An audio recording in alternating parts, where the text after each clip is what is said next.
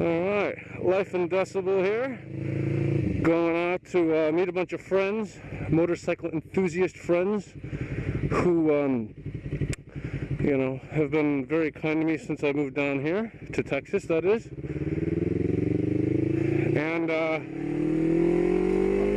I suggested a place to eat for a meet and greet, so we're going to all go meet up there and chow some food.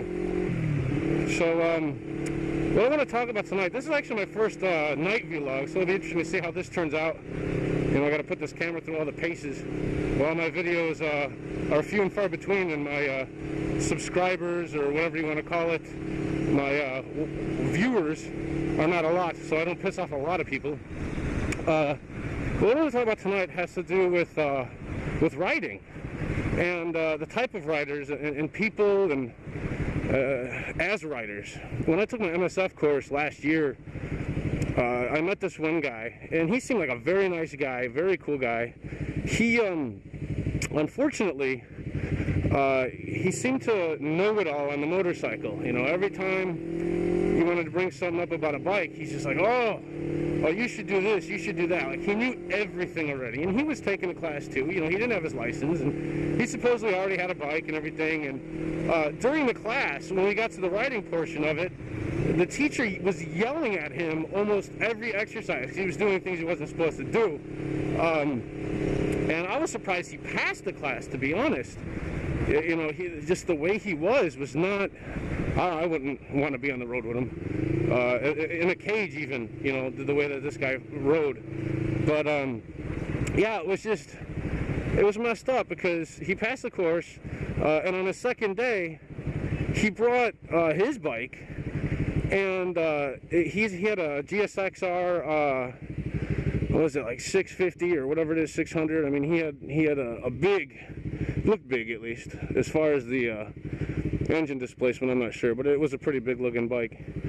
And he rolled up in it on the second day, and he's all proud of his motorcycle and everything, which, you know, cool. You know, so everyone's like, oh, you got a nice bike. And he's like, oh yeah, I love it, this and that. And we all look at it, and on the right side, all the plastics are just destroyed. It's all scratches and scrapes, and it's absolutely ridiculous. And he's all, you know, oh, I dropped it, and this is the third one I dropped, and every time I drop a bike, I just get a bigger one.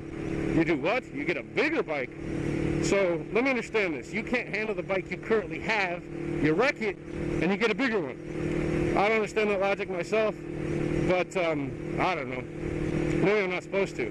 But anyway, so he passes the class somehow, and I ended up meeting him again outside of the class the other week. My wife was putting her plate on her bike that I got her for her birthday. And, you know, I come home from work, and he's talking to her. And, you know, when I took the class, I didn't have hair. I shaved my head. Now I've got hair. I got a blue mohawk. So I was hoping he didn't recognize me, because I recognized him in that GSXR almost instantly. And he ended up recognizing me, and he's like, oh, we should go riding together. We should go riding together. And it's just like, all right, he's a nice guy and everything, but at the same time, it's like, I don't like you as a rider. You don't ride safe. And I don't know what I'm supposed to say to this guy, because I don't want to be a dick, because like I said, he's a real nice guy.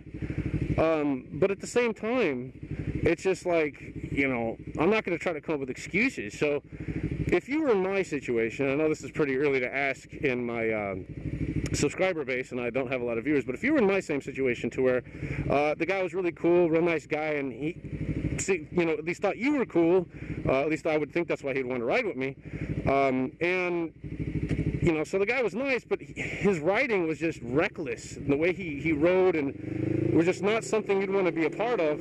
How would you respond? I mean, what would you do? You know, so do me a favor, leave a comment below, and, you know, hopefully I'll get some ideas on how to handle this guy. Until next time.